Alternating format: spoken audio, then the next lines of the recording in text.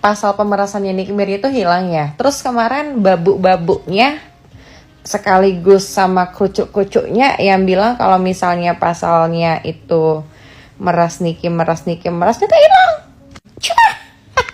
Malu gak sih udah koar-koar meras ini segala macam ternyata hilang.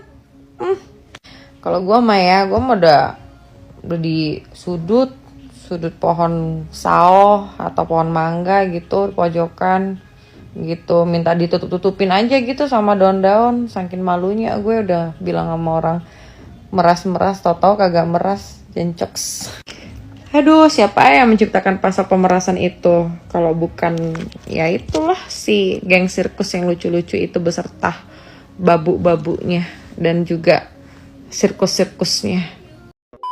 Kasusnya Nikita Mirzani makin seru nih guys. Kan kemarin kan ada berita ya guys ya, katanya pintu damai itu sudah tertutup. Dan sekarang ada info lagi nih guys nih, katanya nanti tanggal 24 itu tuh adalah tanggal yang paling seru. Soalnya kata Bang Fahmi selaku pengacaranya Nikita Mirzani guys, dia bilang katanya di tanggal 24 itu tuh adalah penentuan adanya atau tidaknya tindakan pidana pemerasan guys. Dan itu tuh akan terungkap ketika proses pembacaan dakwaan guys. Kita tunggu aja guys tanggal 24 nih bagaimana nih.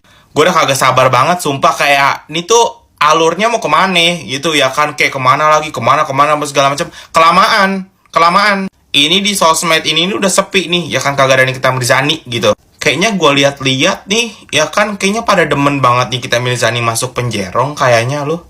Gue mah heran sumpah, nggak musuh-musuhnya, nggak apa nih. Ini juga nih yang ngelaporin juga kayaknya kagak pernah muncul gitu. Kayaknya diem-diem ayem aja lo, jualan aja hidup lo. APK, ngomong APK gitu.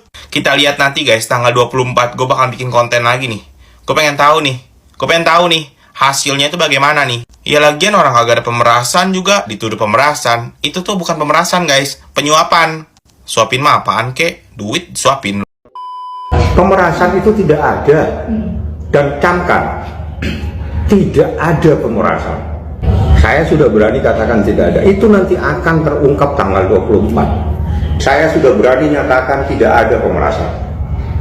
Jadi jangan ditanya terus. Kalau saya sudah berani nyatakan tidak pernah ada pemerasan, ya sudah, itu yang sebenarnya terjadi. Kebenarannya secara hukum tanggal 24. Nanti dengarkan ada apa. Jadi logika gini Pak, orang datang di kantor polisi itu tidak mungkin dalam rangka kondangan, acara hajatan atau lagi acara baca-baca doa. Di kantor polisi itu datang pasti kalau dia tidak lapor polisi, dia yang dimintain keterangan.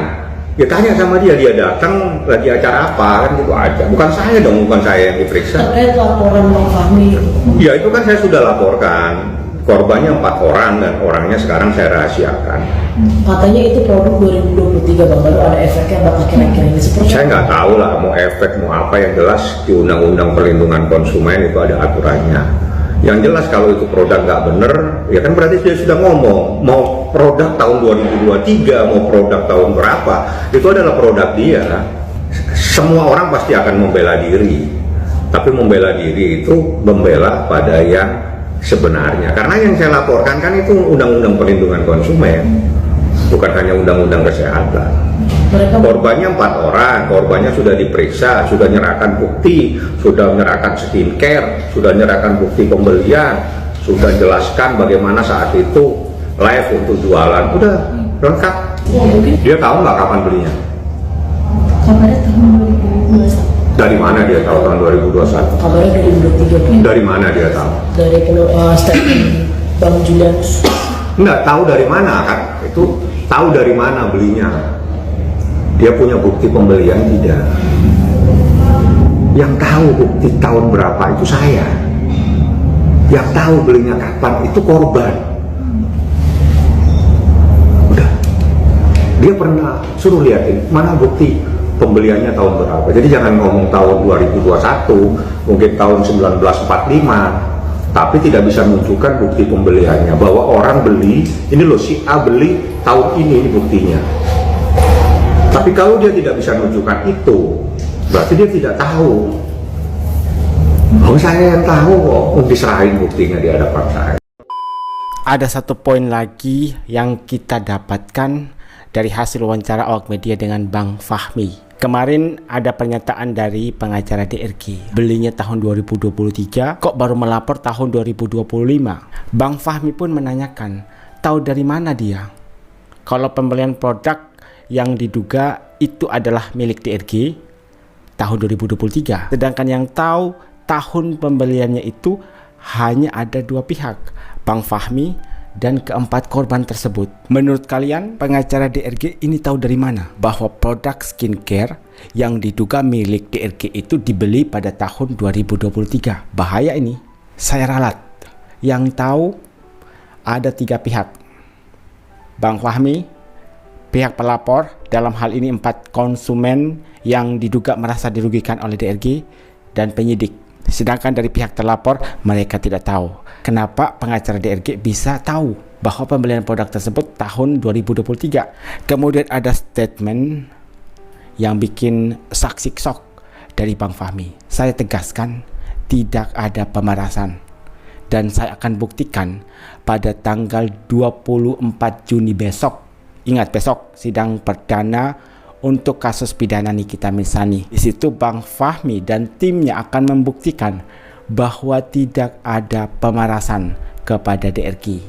Saya yakin, seyakin-yakinnya, dan saya tegaskan, kata Bang Fahmi, tidak ada yang namanya pemerasan. Kemudian soal keempat konsumen yang merasa dirugikan oleh pihak DRG, Bang Fahmi sudah menjelaskan secara terperinci.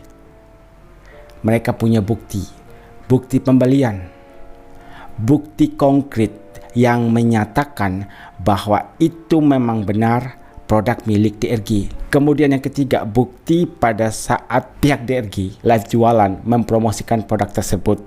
Dan mungkin keempat konsumen ini mereka membeli pada saat live tersebut berlangsung. Kalau memang betul, berarti benar dong.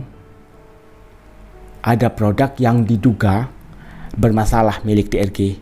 Jadi ingat, DRG itu bukan lagi undangan untuk wawancara ya, tapi panggilan dalam tahap penyelidikan. Kemudian ada postingan dari Bunda Paulina terkait Ibu FS. Ibu FS ini diduga sudah mendapatkan surat panggilan ketiga. Surat panggilan pertama dan kedua beliau tidak datang, dan sekarang ada surat panggilan ketiga untuk Ibu FS. You mendingan datang penuhi panggilan Polres Jaksel daripada sibuk nyuruh orang gak waras untuk ngoceh-ngoceh di tok-tok. Mungkin yang dimaksud adalah MG yang mana diduga mendapatkan bantuan dari Ibu FS. Makanya si MG ini berani untuk keluar-keluar menjelekkan Nikita Mirzani di sosial media. Katanya patuh hukum, taunya tidak taat hukum dan pengecut. You menghalangi penyelidikan bisa ditambahkan pasal. Katanya kalau Ibu FS ini menghalangi penyelidikan, dalam hal ini tidak datang untuk memenuhi panggilan kepolisian, pasalnya itu bisa ditambahkan. Dalam artian Ibu FS ini bisa terkena pasal berlapis. Yang dipanggil di Polda Metro Jaya juga datang. Jangan banyak omong dan alasan. Kan gue sudah bilang, lu semua bakal diproses dan tidak bisa kalian hentikan. Gue gak pernah sesumbar. Gue senang membuktikan ucapan gue. Jadi katanya semua laporan yang diajukan oleh pihak Nikita Mirzani dan juga Doktif semuanya itu on proses.